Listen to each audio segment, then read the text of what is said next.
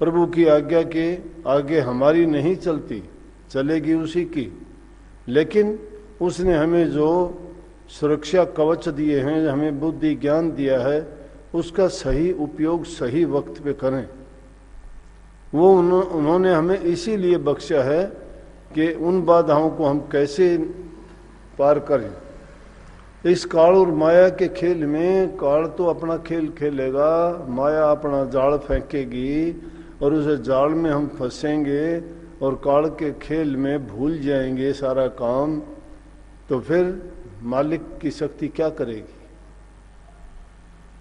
उन्होंने इसीलिए बचने के लिए दिया है। अब सफर करते हो रेल में, टिकट आपने ले रखा है, टिकट जेब में है, कर्मचारी आके आपसे पूछता है टिकट दो, आप टिकट दिखाते नहीं हो, तो इसका मतलब है आपके पास, दिखाते नहीं हो तो दोषी आप हो, फिर तो वो आपको पकड़ेगा। सब कुछ होते हुए भी आप अगर उसको सुरक्षित नहीं कर पाते हो, वही हालत इंसान की इस काल देश में है।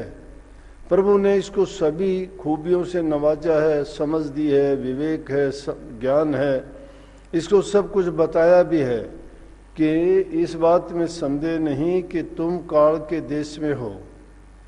काल तुम्हें भरमाएगा, कष्ट देगा, दुख देगा, रोग बीमारी आएंगी, आपदाएं आएंगी, अनेक प्रकार की समस्याएं तुम्हारे लिए पैदा करेगा। लेकिन तुम्हें जो ज्ञान दिया है, बुद्धि दी है, अकल समझ दी है, उसका सही उपयोग करोगे तो तुम उससे निकल जाओगे।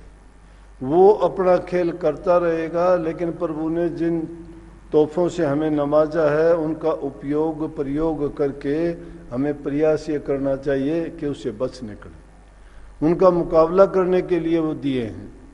इसीलिए इंसान के चोले को सबसे अच्छा बताया है।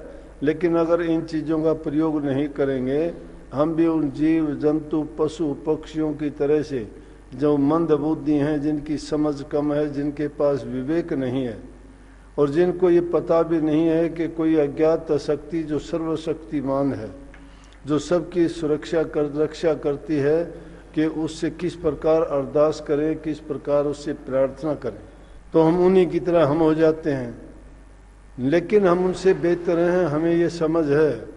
इन सारी चीज़ों से अगर काबू नहीं आता है तो उसका इलाज है कि प्रभु शक्ति को याद किया जाए, उनका चिंतन करना, सुमन करना, उनसे अरदास करना, उनसे बार बार प्रार्थना करना।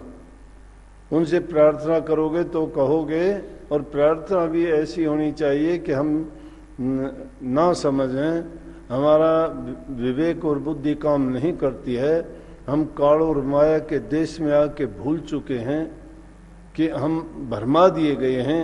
हम अपने स्वार्थ में, हम अपने लालच में, हम अपने हित में, अपने सुख के लिए हम आपको भी भूल गए हैं, और आप द्वारा बख्शी हुई जो ताकत है उसको भी हमने भुला दिया है।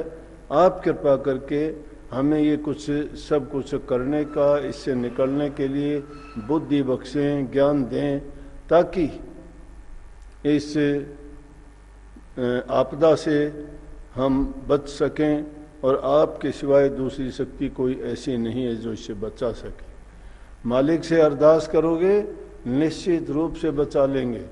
बड़ी बड़ी आपदाएं आई हैं, बड़ी बड़ी ऐसी अनेक बार घटनाएं हुई हैं, जिनको देख के इंसान सोचता है कि ये क्यों हो जाता है ऐसा, और उनसे भी जब उबरता है, निकलता है इंसान। लेकिन उसका इलाज यही है कि सब दूसरी चीज़ों को भूल के परमात्मा को याद करो, उनका भजन किया करो। उनको याद करने से ही हमारे सारे कार्य सिद्ध होंगे।